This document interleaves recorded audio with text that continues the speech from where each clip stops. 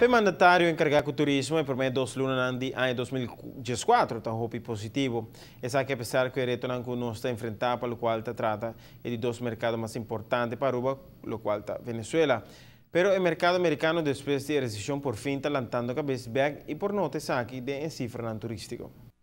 Estou muito contente que por meio dos lunas nós podemos ver crescimento na nossa mira. Naturalmente, são de Estados Unidos, de América e Canadá, que é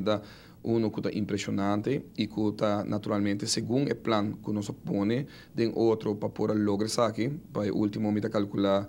4 lunas na hora que consecutivo nós está crescendo no mercado americano e crescendo bom na nossa visa, a percurar por uma concentração ampla no mercado principal, que é o mercado de Northeast, que é muito particularmente parte de Boston e New York, que é um mercado natural para Aruba no momento aqui, mas também a percurar para a inversão de outro estado na América, mirando linha aérea que agora aqui também Aruba, que nós abre gateway novo, hop novo dentro de América mesmo que está visita na Aruba mais fácil para o viajero, que o mercado aqui também está respondendo hop bom. A reunião com a ATA e outra instância na Pamira semestre redirigir esforço de mercadeio que atualmente está tomando lugar. Quizás me se abre oportunidade para outro mercado, de outra palavra, enfocar para outro estado americano como mercado potencial para os islas. Mientras tanto, por mencionar que o interesse de aerolínea para incluir Aruba no itinerario está alto, essa que se menciona é a aerolínea que já está frequentando as islas, que também quer aumentar no vuelo. Mira, cada viagem não está aumentando, se está positivo, nós estamos mantendo a aerolínea, contrário na outra destinação, que tem que pagar pesar, que tem que garantizar essa que desde que hora tem assento não baixi,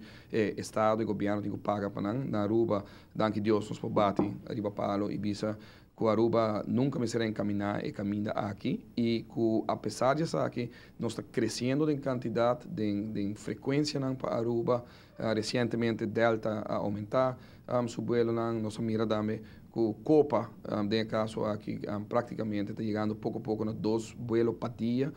fora de Aruba que está crescendo retorno naturalmente para nós manter essa aqui também depois e vou para mira que o Southwest também a toma over a ruta na maneira Atlanta maneira Orlando